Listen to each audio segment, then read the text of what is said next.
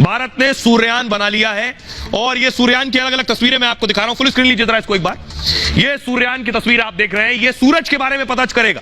ये भी सूरज के नजदीक जाकर जैसे चंद्रयान चांद पर उतरकर बताएगा चांद के बारे में, वैसे ये सूर्ययान जाने वाला है सूर्य पर। बहुत बड़ी जानकारी आपको देगा। आइए अब आपको बताता हूं कि पृथ्वी से सूरज कितनी दूर है और ये सूर्ययान कहां जाएगा। इसका नाम आदित्य L1 है। देखिए जरा, ये आप देख रहे हैं, ये है पृथ्वी और ये पृथ्वी से सूरज की दूरी है 15 करोड़ किलोमीटर। आज से पहले शायद आपने नहीं सुना होगा कि पृथ्वी से सूरज की दूरी कितनी है। 15 करोड़ किलोमीटर है सूरज। ये जो सूर्ययान है ये 15 लाख किलोमीटर तक जाएगा। देख रहे हैं बीच में ये जो दूरी मैं आपको दिखा रहा हूं, ये 15 लाख किलोमीटर तक जाएगा और वहीं से, क्योंकि आगे बहुत ज्यादा तपिश है, वहीं से पता करेगा सूरज के बारे में। अब आपको बताता हूं कि आखिर सूरज के बारे में क्या जानकारी जुटाने वाला है सूर्ययान, और भारत के लिए बहुत गर्व की बात होगी। देखिए जरा, ये आप देख रहे हैं, तपिश से अंदाजा होगा आपको सूर्य के। ये चंद्रयान के बाद भारत सूर्ययान की तैयारी में है और सूर्य का अध्ययन करने के लिए स्पेस क्राफ्ट भेजेगा भारत के इस स्पेस क्राफ्ट का नाम है आदित्य L1। आदित्य L1 बेंगलुरु के सैटेलाइट सेंटर में बनाया गया है और सतीश धवन स्पेस सेंटर श्रीहरिकोटा भेजा गया। श्रीहरिकोटा से ही आदित्य L1 को अब लॉन्च किया जाएगा। चंद्रयान 3 भी श्रीहरिकोटा से ही लॉन्च किया गया और इसरो अगले महीने इस सूर्ययान को लॉन्च करने वाला है। ये बहुत बड़ी उपलब्धि है। इस स्पेस क्राफ्ट को PSLV रॉकेट से लॉन्च किया जाएगा। लॉन्च के बाद 4 महीने बाद ये लैंग्रेज पॉइंट पर पहुंचेगा, जहां मैंने आपको बताया था 15 लाख किलोमीटर। 4 महीने बाद पहुंचेगा। लैंग्रेज पॉइंट धरती और सूर्य के बीच एक जगह है। यह धरती से 15 लाख किलोमीटर दूर और सूरज के पास है।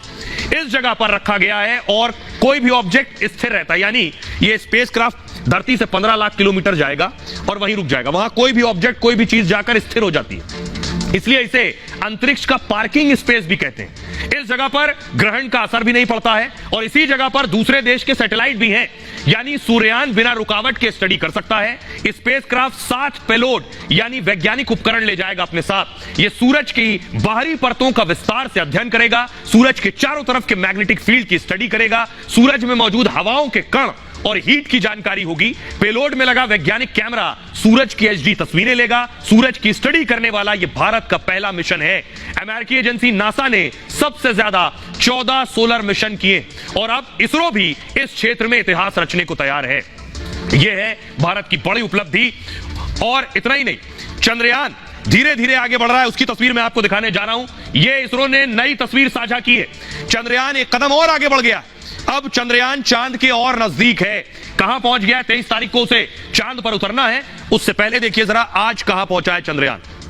ये देख रहे हैं आप, चंद्रयान चांद की सतह के और करीब पहुंच गया है और इसरो ने तीसरी बार चंद्रयान 3 की कक्षा घटा दी है। इससे पहले मैंने यह खबर जब आपको बताई तो चांद और हमारे चंद्रयान की दूरी लगभग काफी ज्यादा थी, अब और कम हो गई। कक्षा एक और बदल गई है, यानी चांद के और नजदीक पहुंच गया है। वैज्ञानिकों ने 18 मिनट के लिए चंद्रयान के इंजन को फिर स्टार्ट किया और फिर चंद्रयान को अब चांद की चौथी कक्षा में पहुंचा दिया। यानी चंद्रयान की चांद से दूरी सिर्फ 150 किलोमीटर बची है, 150 किलोमीटर। चांद से इसकी सबसे ज्यादा दूरी 177 किलोमीटर है। यानी ये देख रहे हैं जिस तरह से घूम रहा है, जब दूर होता है चंद्रयान तो होगा 170 किलोमीटर। नीचे की तरफ देखिए, जब पास होगा तो चांद के 150 किलोमीटर। अब चंद्रयान के चक्कर की दिशा में भी बदलाव आया है। अंडाकार कक्षा से गोलाकार कक्षा में ही आना शुरू हो गया है। 16 अगस्त को चंद्रयान में अगला बड़ा कदम होगा। इसे चांद की 5वीं कक्षा में डाला जाएगा। चंद्रयान को 100 किलोमीटर की कक्षा में लाया जाएगा और इसके अगले दिन फिर मिशन और आगे बढ़ेगा। 17 अगस्त को प्रोपल्शन मॉड्यूल को लैंडर से अलग करेगा। लैंडर की चांद की कक्षा से ऊंचाई में कमी लाई जाएगी और फिर 23 अगस्त को लैंडर उतरेगा। चंद्रयान 3 के सभी यंत्र सही तरीके से काम कर रहे हैं, यानी सब कुछ भारत के प्लान के मुताबिक हो रहा है और अब से 9 दिन बाद चंद्रयान चांद की सतह पर उतरेगा। चांद के दक्षिणी ध्रुव पर पहुंचने वाला पहला देश बनेगा।